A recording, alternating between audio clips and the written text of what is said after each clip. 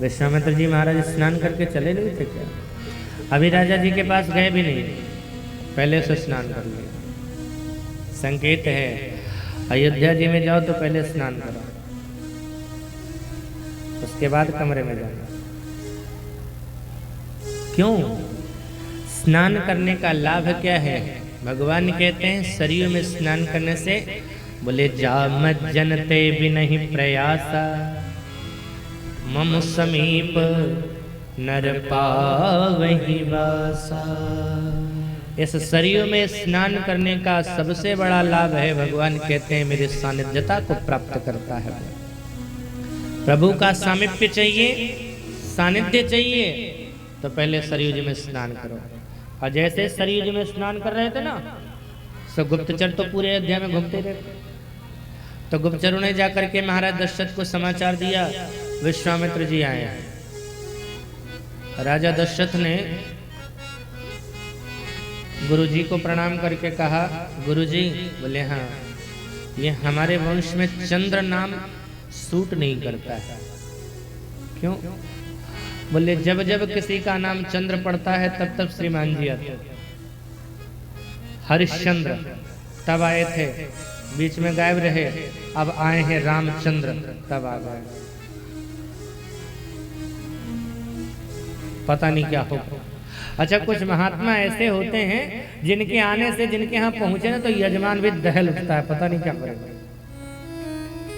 विश्वामित्र ऐसे ही महात्मा में थे, किसी के यहाँ जाते नहीं थे जल्दी, और जिसके यहाँ चले गए तो समझ लो कि कोई खास बात है। तो वशिष्ठ जी ने समझाया, राजन साधु है और साधु ते हो ही न कारज हानि, चिंता मत कर, जा। उनको आदर पूर्वक लेकर के आ। विश्वामित्र जी महाराज को आदर पूर्वक लेकर के आते हैं, अपने सिंहासन पर बिठलाया, पद प्रक्षालन किए।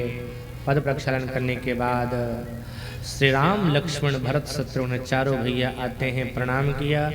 महात्मा विश्वामित्र ने राम जी को जब देखा, कण कण में तुझे ढूंढा, तेरा पता नहीं, जब तेरा पता मिला अब मेरा पता नहीं। अब एकदम टकटकी लगा करके राम जी को देखने लगे। तो दशरथ जी कैसे कहते हैं हमारे बेटे को न देखो, ये तो कह नहीं सकते थे। तो बीच में ही हाथ जोड़ के कह दिया, कहीं कारण आगमन तुम्हारा, कहूँ सो करत न लावहु बारा, असुर समूह सतावहि मोहि, असुर समूह सतावहि मोहि, मैं याचन आयौ नृप तोहि, असुर समूह सतावहि मोहि, असुर समूह सतावहि मोहि, सतावहि मोहि। मैं जाचन आयौ नृप तोहि, असुर समूह सतावहि मोहि। महाराज दशरथ ने पूछा हाथ जोड़ करके कि महात्मन आपका आगमन क्यों हुआ? महाराज विश्वामित्र ने कहा, असुरों का समूह सताता है मुझे, मैं आपसे याचना करने के लिए आया। राजा दशरथ ने जैसे ही सुनी ये बात, मेरे राज्य में महात्माओं को परेशान किया जाता है, हाथ तुरंत धनुष पर चला गया, उठा लिया। चलिए महाराज, अभी मैं उन राक्षसों का वध करता हूं, आपके आश्रम को सुरक्षित करता हूं, आप के साथ साथ समस्त संतों के जीवन में जो चिंता आ गई है, चिंता से मुक्त करता हूं। चलिए। मारूंगा मैं उन राक्षसों को। विश्वामित्र जी मुस्कुराने लगे मन ही मन, मारना होता तो मैं नहीं मार देता, मैं मारने वाले को लेने नहीं आया। तो बोले मैं तो तारने वाले को लेने के लिए आया हूं। दशरथ जी ने कहा हमारे घर में तारने वाला कौन है? विश्वामित्र जी बोले क्या विडंबना है, जिसके पास नहीं है उसको पता है और जिसके पास है उसको पता ही नहीं। अब कौन कह सकता है तारने वाला कौन है तुम्हारे घर में? मैं तो बता नहीं सकता। एक काम करो, आपन गुरु से बूझो नरेश, तुम्हारे घर प्रगटे सर्वेश, पूरन ब्रह्म सगुन भय राम मनुज तन धारी, जगत में तुम्हारो नाम रहे। राजन हम संग भेजो राम लखन धनु धारी, जगत में तुम्हारो नाम रहे। पुरुषार्थ की दाल गली नहीं, चतुराई की चाल चली नहीं, तब हम आए राम शरण में बन के भिखारी, जगत में तुम्हारो नाम रहे।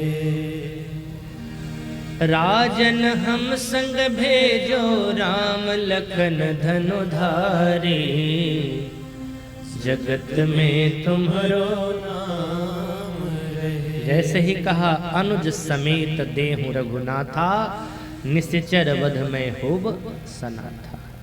महाराज दशरथ का शरीर कांप गया, होंठ कांपने लगे डर के मारे, आंखों से अश्रु प्रवाहित होने लगे, हाथ जोड़ लिया।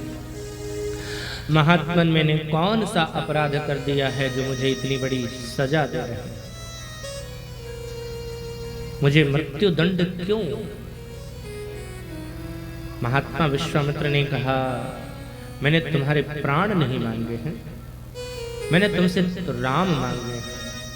दशरथ जी ने कहा अगर प्राण मांगते तो दे देता ना, थोड़ी देर नहीं करता। देह प्राण ते प्रिय कछु नाहि, सो मुनि देव निमिष एक माही। शरीर का प्राण अगर मांग लिया होता आपने, अगर आपने कहा होता दशरथ अपने हाथ से अपना गला काट करके मुझे दे दे, मैं देने में तनिक भी विलंब न लगाता। आपने आदेश दिया होता दशरथ अपने हाथ से अपने शरीर की चमड़ी उतार करके दे दे, मुझे जूती बनाना है, मैं तनिक भी विलंब नहीं करता, दे देता। लेकिन राम देत नहीं बनई गोसाई, राम जी को देते नहीं बनता, मैं नहीं दे सकता। विश्वामित्र हृदय से हर्षित हुए, हृदय हर्ष माना मुनि ज्ञानी। आज उन्हें उस प्रश्न का उत्तर मिल गया जब बक्सर से चलते समय उनके मन में आया था कि क्या उपलब्धि थी दशरथ के जीवन में जो महात्मा के जीवन में नहीं आकर के परमात्मा एक राजा के जीवन में चला गया। आज उस प्रश्न का जवाब मिल गया। ब्रह्म उसी के जीवन में जाता है जो अपना प्राण दे सकता है, लेकिन श्री राम को नहीं दे सकता है। श्री राम से जिसका इतना लगाव, जिसके मन में श्री राम के प्रति लगाव होगा ना, उसी के जीवन में प्रभु का प्राकट्य होता है। नहीं दे सकता महाराज, मर जाऊंगा लेकिन ये दान हमसे नहीं होगा। आपने तो ऐसा दाना